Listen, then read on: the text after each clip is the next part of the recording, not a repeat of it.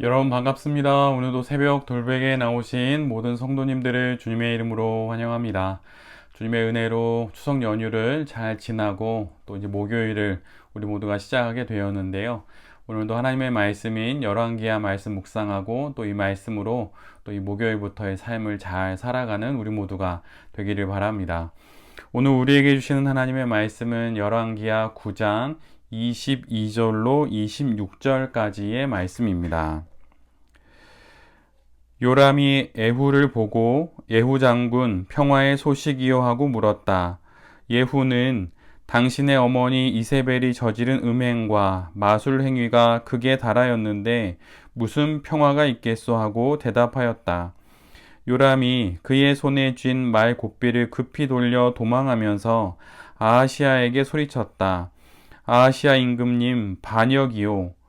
예후가 힘껏 활을 당겨 요람의 등을 겨누어 쏘자 화살이 그의 가슴을 꿰뚫고 나갔다. 그는 병거 바닥에 엎드려졌다. 예후가 요람의 빛깔 시종 무관에게 말하였다. 그 주검을 들고 가서 이스라엘 사람 나봇의 밭에 던지시오. 당신은 나와 당신이 그의 아버지 아합의 뒤에서 나란히 병거를 타고 다닐 때에 주님께서 그를 두고 선포하신 말씀을 그대로 기억할 것이요. 주님께서 아합에게 내가 어제 나봇과 그의 아들들이 함께 흘린 피를 분명히 보았다. 바로 이 밭에서 내가 너에게 그대로 갚겠다. 이것은 나 주의 말이다 하고 말씀하셨소. 이제 당신은 그 주검을 들고 가서 주님의 말씀대로 그 밭에 던지시오. 아멘. 오늘은 열왕기하 9장의 말씀을 갖고 미친 듯한 열심 이런 제목으로 함께 하나님 말씀을 나누도록 하겠습니다. 엘리사로부터 기름 부음을 받은 예후는 아합의 집을 치라는 하나님의 명령을 따라서 이스라엘에 머물고 있는 요람 왕을 향해서 가게 됩니다. 하나님께서 드디어 아합과 이세벨로 대표되는 이스라엘의 죄악을 심판하시는 것이지요. 예후는 먼저 자신의 반역 소식이 요람 왕에게 새어나가지 못하도록 부하들을 단속합니다. 그런 후에 소수의 병력을 이끌고 신속히 이스라엘로 출발합니다.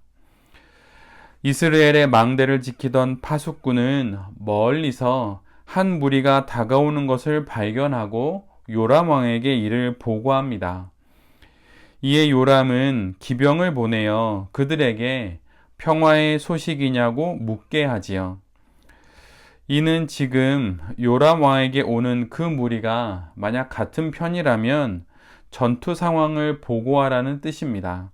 그리고 만약에 적군이라면 화평을 위해, 즉 화친을 위해 오는 것인지를 밝히라는 그런 뜻입니다. 기병으로부터 요람 왕의 말을 전해 들은 예후는 그런데 단호하게 이렇게 말합니다. 평화의 소식인지 아닌지가 너와 무슨 상관이 있느냐? 너는 내 뒤를 따르라. 성경에 기록되어 있지는 않지만 기병이 만약에 예후의 말에 반발했다면 그는 분명 죽임을 당했을 것입니다. 그러나 그 어떤 기록도 없는 것으로 보아서 기병이 반역의 상황을 파악하고 예후의 뜻을 따랐던 것으로 보입니다. 요람은 보낸 기병이 돌아오지 않게 되자 또다시 다른 기병을 다시 한번 보내게 됩니다. 그러나 그자 역시 돌아오지 않게 되지요. 이는 어제 우리가 함께 묵상한 말씀에서 예후가 예언자 훈련생으로부터 기름 부음을 받게 되자 그 즉시 모든 장군들이 예후를 따랐던 것과 같은 모습입니다. 얼마나 아합과 이세벨 그리고 요압 왕에 이르기까지 이들의 악함이 심했던지 그 측근들로부터 오늘 본문의 기병들까지도 모든 이들이 돌아서서 예후 편에 서는 것을 우리 모두가 보게 됩니다. 예후는 이 기세를 몰아서 요람 왕이 있는 이스라엘로 진격합니다. 그런데 그 모습이 얼마나 힘찼던지 그 모습을 두고 마치 미친 듯이 말을 모는 듯 하였다고 성경은 기록하고 있습니다. 여러분 한번 생각해 보십시오. 미친 듯이 말을 모는 모습이 어떤 모습일까요? 고삐를 움켜쥐고 땅을 박차며 흙먼지를 날리며 자세는 최대한 낮추고 말과 한 몸이 되어 목적지를 향해 내달리는 것입니다. 우리 모두가 살아가고 있는 이 인생 속에서 우리가 신앙 생활을 한다는 것은 때로는 이런 미친 듯한 열심이 있어야 하기도 합니다. 부르심의 상을 위해 표대를 향해 나아가라는 빌립보서 3장 14절의 말씀이 있습니다. 또한 쟁기를 들고 뒤를 돌아보는 것은 하나님 나라에 합당하지 않다는 누가복음 9장의 마지막 절인 62절의 말씀도 있지요. 고삐를 움켜쥐는 열심, 돌아보지 않는 결기, 단호한 결단이 분명 우리가 가진 신앙 안에 있습니다. 한 성도의 지경이 그의 영혼의 지경과 인생의 지경이 넓어진다는 것이 바로 이와 같은 것입니다. 성도의 지경은 하나님의 부르심에 응답하는 것으로 넓어집니다. 공부를 많이 하여 능력이 생겨서 높은 관직에 올랐다고 또 수많은 사람들에게 영향을 끼칠 수 있는 그런 권한이 있는 권세를 가지게 되었다고 지경이 넓어지는 것이 아닙니다. 세계 여러 곳을 다녀본다고 지경이 넓어지는 것도 아니지요. 이것은 인간적인 영향력과 식견이 넓어진 것 뿐입니다. 한 성도의 지경이 넓어진다는 것은 하나님의 부르심에 순종할 때 넓어지는 것입니다. 부르실 때 미친 듯이 말을 모는 그런 삶으로 삶의 지경은 넓어지는 것입니다. 하나님께 이렇게 쓰임 받을 때 그때가 분명 성도에게 있고 그럴 때 우리 모두는 오늘 본문의 예후처럼 그렇게 미친 듯이 말을 몰아야 하는 것이지요. 지금 하나님께서 고삐를 움켜쥐고 달리라고 말씀하시는지, 그래서 미친 듯이 달려야 하는 때는 아닌지 한번 뒤돌아 보아야 할 것입니다. 그저 무골호인이 되어 이래도 좋고 저래도 좋은 그러한 것이 신앙 인생이 결코 아닙니다. 우리에게 뜻이 있고 우리에게 주신 부르심이 있기에 그것을 위하여서 미친 듯이 내달리는 것이 우리의 신앙생활에 분명히 있다는 것을 기억하는 우리 모두가 되기를 간절히 바랍니다. 그래서 예후의 하나님 말씀에 대한 이 열심이 바로 우리의 열심이 될 수 있기를 간절히 기도드립니다.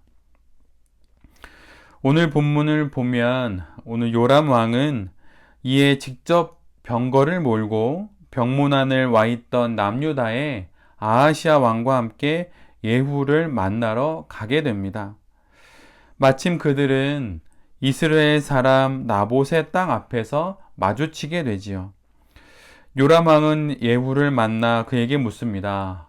예후 장군, 평화의 소식이요?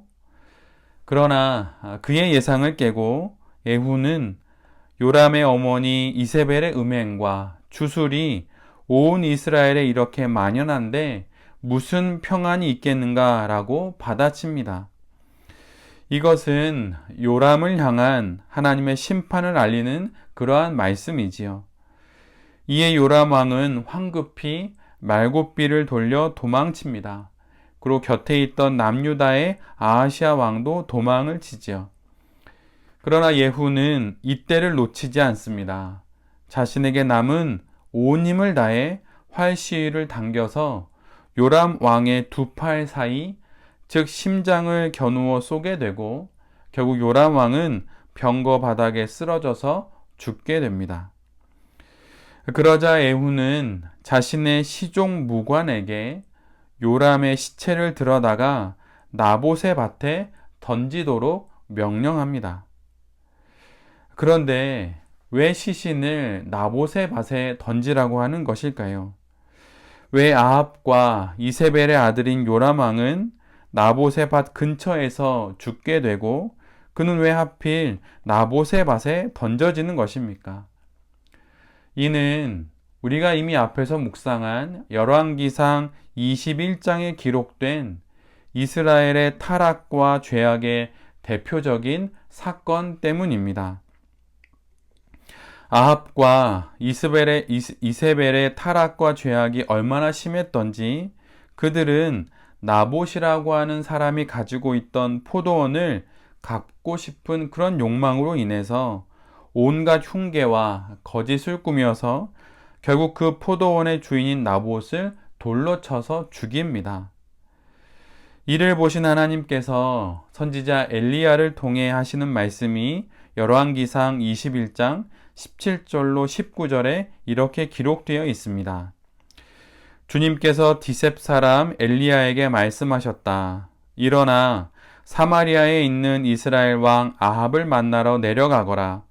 그가 나봇의 포도원을 차지하려고 그곳으로 내려갔다. 너는 그에게 다음과 같이 전하여라. 나 주가 말한다. 내가 살인을 하고 또 재산을 빼앗기까지 하였느냐? 나 주가 말한다. 개들이 나봇의 피를 핥은 바로 그곳에서 개들이 내 피도 핥을 것이다. 이 말씀이 오늘 다시 한번 마치 하나님의 법정에서의 최종 판결문처럼 오늘 본문의 마지막 구절로 기록됩니다.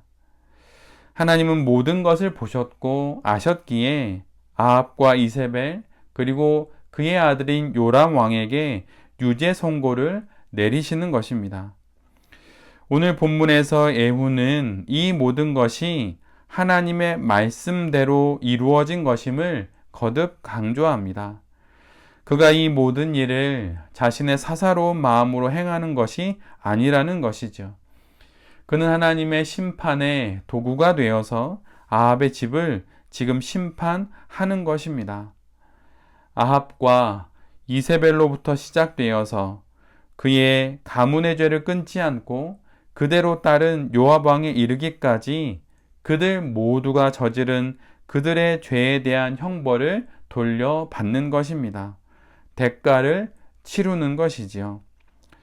열왕기상 21장에서 선포된 하나님의 말씀이 열왕기하 9장에서 이처럼 성취되는 것입니다. 하나님은 모든 것을 아십니다. 이 말씀은 죄인들에게는 두려움이지만 의인들에게는 희망입니다. 우리가 거룩한 성도가 되어 하나님 편에 서서 살아가려 하는 그 모든 시간과 그 사건들 속에서 하나님의 기억해 주심과 그분의 성취하심은 우리 모두의 희망이 될 것입니다. 악인의 형통을 부러워하지 마십시오. 그들을 향한 하나님의 심판을 반드시 보게 될 것입니다. 그리고 내게 있는 제해야 할 악들이 있다면 이를 또한 제해야 할 것입니다. 이를 위해 우리에게 여전히 생명을 하나님께서 다시 주시는 것이고 그것을 통해서 기회를 허락하시는 것입니다. 그리고 의로운 성도의 삶을 보잘것없고 변변치 못한 것으로 여기지 마십시오. 반드시 하나님께서 보상해 주실 것입니다. 주님의 약속이 우리에게 있음을 기억하면서 다시 거룩하고 의로운 삶을 힘내어서 잘 살아가는 우리 모두가 될 수 있기를 간절히 기도합니다. 신앙은 결코 유약한 자가 되어 살아가는 것이 아닙니다. 이래도 호호, 저래도 하하, 이렇게 살아가는 것이 아닙니다. 중심이 있기에 흔들리지 않고 마음을 이미 정했기에 말이 많지 않은 것 뿐입니다. 예후에 미친 듯이 모는 말과 같은 열심이 필요한 순간이 지금이라면 그렇게 열심을 내야 할 것입니다. 표대를 향해 쟁기를 들고 뒤도 돌아보지 않고 나아가는 예후의 이런 열심이 우리 모두에게 있기를 기도합니다. 그리고 반드시 악인의 삶에 하나님의 심판과 벌이 있다는 것을 기억하며 이와 같이 의로운 삶에도 반드시 하나님의 보상이 있음을 기억하는 우리 모두가 되기를 간절히 바랍니다. 의롭고 신실하고 거룩한 삶의 끝에 하늘의 보상이 있습니다. 그러니 다시 힘내어서 악에 지지 않고 선하고 거룩한 삶을 끝까지 잘 살아내는 우리 모두가 될 수 있기를 간절히 기도합니다. 연휴가 끝나고 다시 일할 수 있는 날이 되었습니다. 쉼이 새로운 힘이 되어 이 하루도 잘 살아가는 우리 모두가 될 수 있기를 간절히 기도드립니다. 아멘. 기도하겠습니다. 주님, 세상 성공을 위해, 돈을 위해 총각을 다투어 일하는 사람들의 열심보다 더 큰 열심으로 하늘의 상급을 바라며 살아가는 우리 모두가 되겠습니다. 미친 듯이 말을 몰며 하나님의 말씀을 이루려는 예후의 이 열심이 우리 모두의 열심이 되기를 간절히 기도합니다. 그리고 열왕기상 21장의 말씀이 열왕기하 9장에서 성취되듯이 반드시 하나님의 말씀은 성취될 것입니다. 악은 심판 받을 것이고 선은 반드시 보상을 받을 것입니다. 그러니 악의 번성과 악의 성공을 보며 부러워하거나 의기소침하지 않겠습니다. 의의 열매를 거둘 날이 있음을 알고 기억하며 표대를 향해 쟁기를 들고 뒤도 돌아보지 않고 거룩하고 선하게 살아가겠습니다. 주님 인도하여 주시옵소서. 연휴를 마치고 다시 일상의 현장으로 돌아갑니다. 최선을 다해 살게 하시고 열매를 거두는 은총도 허락하여 주시옵소서. 이 모든 말씀 예수 그리스도의 이름으로 기도드립니다. 아멘.